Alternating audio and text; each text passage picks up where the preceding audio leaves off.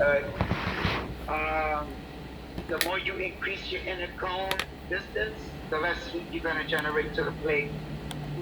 The more you decrease your distance, the closer you get, the more. So if you stand off, it's called standoff. Okay, so standoff is yeah.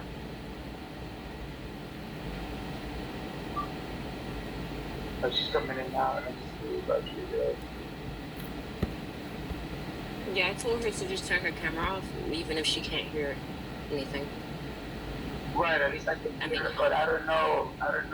Yeah, the camera right there. At least you can see it. Yeah. But Rodriguez, all right. What time she came back, like online, when this was happening? Anybody? We don't know what time. So I don't know. Too. But she had left and then she came back. But I don't see if she has no. The video, Rodriguez, put on your video so I can see you. There you are. You're outside? Okay, so, all right, so you can stay, yeah, just make sure that I can see you. Don't worry about if I can't hear you, but at least I can see you, okay? You're coming back now after the appointment? What time you came back? Can you text me what time you came back? I don't have your number. No, I'm saying text me in the chat. You just came back now? Yeah, I was waiting for my friend to bring me the phone. I was okay, on no problem. I got you. Okay, no problem. I just want to know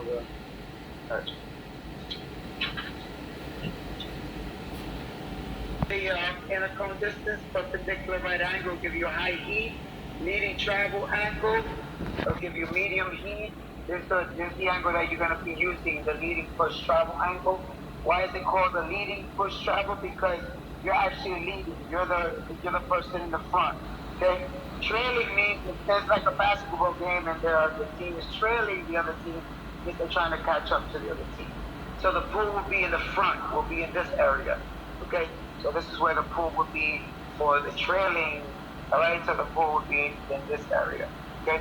Be in the front. So you will be dipping. But keep in mind that this person that's welding is actually going in the same direction. So this person is pushing this way, doing their pattern and pushing. This person is doing this. The one in the back, the trailing is doing this. So they're going in the same direction, but notice where how the inner cone is pointing now. So it's doing this, you see? And they're pulling. This one here is pushing. This is the one that you're going to be doing. So put a check mark, highlight that. So this is what I want everybody to do tomorrow. You might go into the shop after lunch tomorrow, but we can't guarantee that because of the glitch. So I still got to show you, give you a lesson on factors to consider. Okay, so let's see if we can finish it up. So here, medium heat, this gives you medium heat. Medium heat, transfer to the plate. High heat, medium. Low heat would be more towards 0 degrees. 0 degrees is this is 0 degrees. This is 0 degrees. Okay? So if you look at a protractor, 0 degrees, 90 degrees. 45 degrees, 35 degrees. Okay, so you gotta look at it the big picture. Look at it when you start welding, right? And you're on a plate, you know?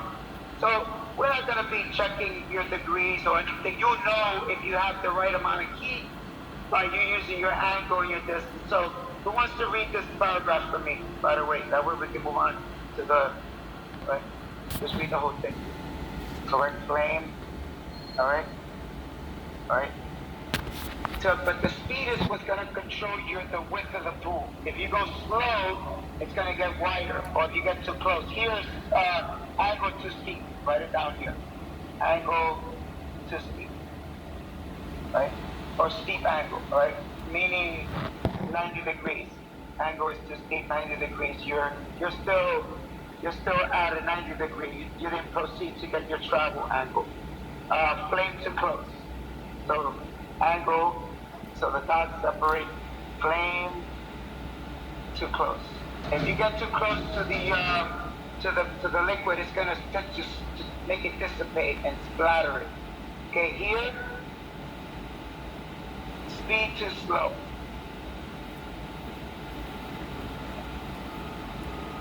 Or let's put slow travel.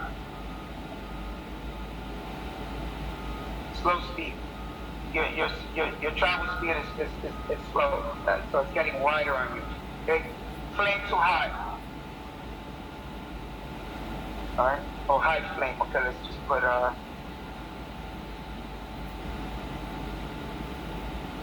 your flame is just too high. It's high flame.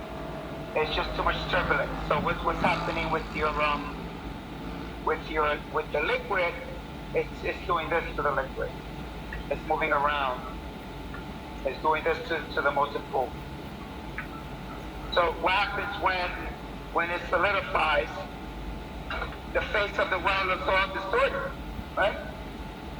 And then last is the narrow. If it looks narrow, so this would be, or it might also be this. This might be also that your manipulation is too wide.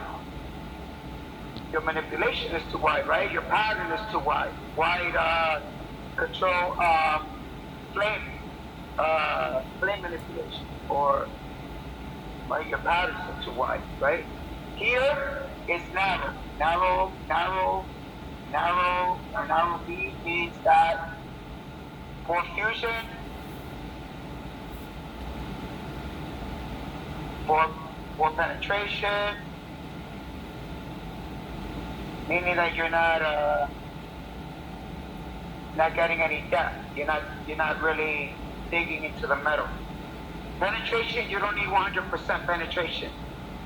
Penetration into a 1/8 blade, 1/16. 1/16. Okay, so this is a 1/8 blade. You should only penetrate into it, meaning go into it 1/16. If you go into it 1/8, you're gonna go out through the metal. That would be 100% penetration, right? Yes. So you need a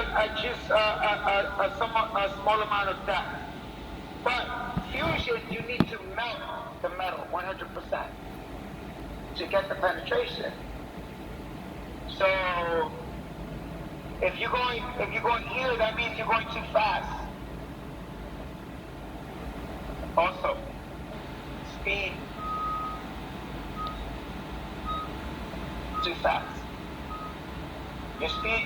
Your travel speed, right? You're missing areas. You're not getting any penetration with that. Also, it could be low flame.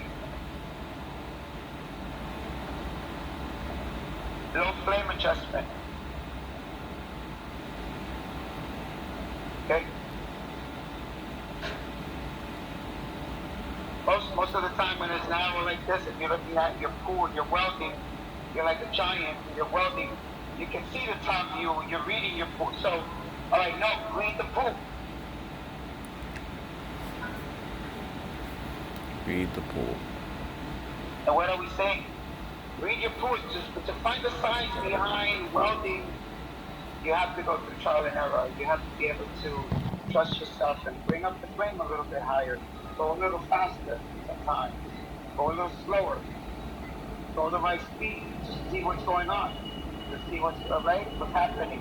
What are the end results, right? But you won't know unless you do it. So this will be the top view of your weld. I'm going to erase this in a minute. So this is in your book. But if you're going down,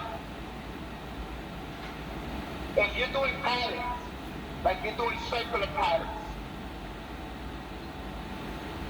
and you're doing them all different sizes, I'm going to know that, because then the tracks are not going to match. The tracks, like a train track, the tracks or the toes are not going to match. So the toes. If you're making them all different sizes, circles, I'm gonna notice if I put a ruler here, okay, right? Okay, they're not gonna match. Now, if you do different patterns, let's say you're doing C patterns,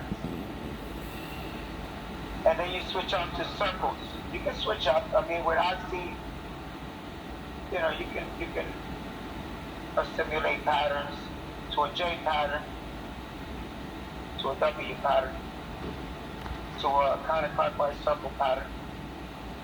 Now, if you do different patterns, ladies and gentlemen,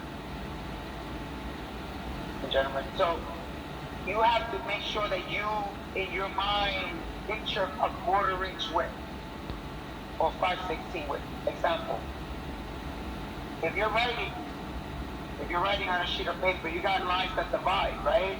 That give you different widths, so you can fit in the size of the letter, either small or capital letter, right? So let's say over here, if you do circles and then you do C's, your C's must be the same size. You cannot go over that blue line. So they have to be proportioned. Exactly. Same width, right? So the same width.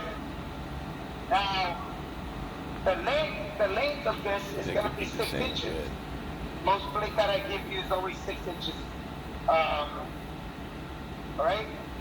Because when we cut it, they're 6 inches wide. They're all 6 inches wide. Some of them are a little bit more. But as far as the length, it'll be 10 feet. But it's always going to be the same. But it might be different lengths. It all depends. But your weld normally will be 6 inches. If you measure right from here to here, if you measure the T-joint. Okay. Now this would be sometimes 2 inches. It'll be 2 by 6. The plates that I give you for your projects, that is. But I might give you some plates that count for practice when you first start. Like tomorrow, I'm gonna give you some wide plates just to start the puttering. Now you can finish the puttering tomorrow and get your grade tomorrow on the puttering. That's not a problem. If you grasp it and you get the niche for it right away, I call it the welding bug, right? Now be like Spider-Man or Spider-Woman. Use your senses. Let me repeat it. Use your senses here. If you smell something, you gotta say something. There's at least somewhere we gotta make sure that, right? Use your read the pool. Read the pool. See if you're going too wide. You're getting too wide. If it's getting too wide, you must speed up. Can you make a wide bead narrow? No. But can you make a narrow bead that you're going fast wide? Yes. Yes, you can, right? Because you can just go a little slower. Give me a minute, let's try this. So if you go slower, right? You can make this bead here the same width as this. But once it gets wide, it's over. You have to maintain it wide. Now, if you have a low flame, are you gonna go fast or slow? A low flame? Yeah. You go faster.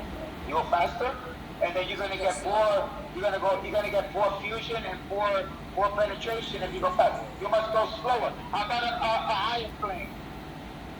A little faster. You go a little faster. Will you use with a low flame? Are you gonna use a 90-degree right angle, or are you gonna use a 45-degree angle? 45. 90. Oh, 90. You're gonna use 90 because you're gonna get more heat. Right? All right. But that's if you're welding in the flat position. If you're welding in out of position, yes, you're going to use the 45. Yes, this is out of position welding. What is out of position welding? Write it down. Anything other than flat welding is called out of position welding. That means it's harder to weld. That means that you're more qualified. Your expertise is a little bit more higher. So anything other than flat, this is flat welding. With a flat plate, flat welding. Lap joints, C-joints are out of position welding. Okay? Lap joints are out of position welding. Yep. Overhead is out of position. Vertical is out of position. Those are What is in precision? out of position. No, but which one is not out of? Is it Not out of position is flat. Flat is the easiest position to weld. Anything other than flat.